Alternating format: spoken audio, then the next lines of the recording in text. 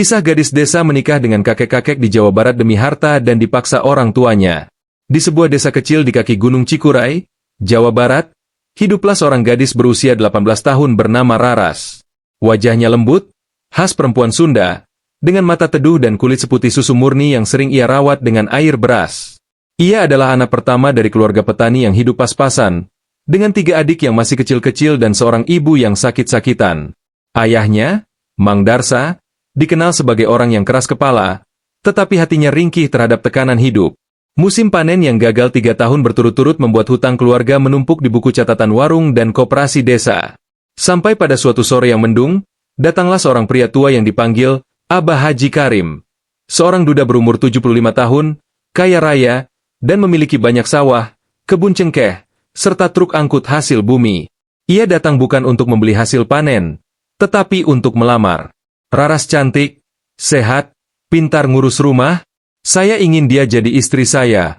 Mas kawin saya kasih 100 juta rupiah dan sebidang tanah, kata Abah Karim sambil menyeruput kopi tubruk di ruang tamu rumah panggung Mang Darsa. Raras yang mendengar itu dari balik pintu, langsung lemas. Ia tahu, saat ayahnya mulai diam dan tak menjawab, itu berarti bahaya. Pak, Raras masih muda, masih pengen sekolah, masih pengen hidup normal, katanya dengan suara parau malam itu, ketika ayahnya menyampaikan keputusan yang sudah bulat. Maaf, nak, orang miskin gak punya banyak pilihan. Ayah gak bisa lihat adik-adikmu kelaparan. Ibumu butuh obat tiap minggu. Ini, satu-satunya jalan. Pernikahan itu berlangsung sederhana namun tetap mewah bagi ukuran desa. Raras duduk di pelaminan dengan mata kosong, berdampingan dengan Abah Karim yang tersenyum bangga. Semua tamu memuji keberuntungan keluarga Mang Darsa. Mereka tak tahu, hati Raras seperti dikubur hidup-hidup hari itu. Malam pertama bukanlah malam penuh cinta, tapi malam penuh tangis diam. Di balik lampu kamar kayu yang bergoyang terkena angin lembah, Raras menahan air mata sambil berpura-pura tidur. Hari-hari pun berganti. Raras mulai menjalani peran sebagai istri dari seorang pria yang usianya hampir 5 kali lipat umurnya. Ia membuatkan jamu, menyiapkan sarapan, dan mengantar teh ke beranda setiap pagi. Orang-orang desa memandangnya dengan iri. Ia kini tinggal di rumah besar dengan lantai keramik dan kulkas 2 pintu. Tapi di balik pintu rumah itu, kesepian menggigit hatinya. Abah Karim memang baik, tapi baginya, suaminya adalah seperti kakek sendiri, yang bau minyak kayu putihnya menusuk hidung dan napasnya selalu berat di malam hari. Ia tak bisa memeluknya dengan cinta.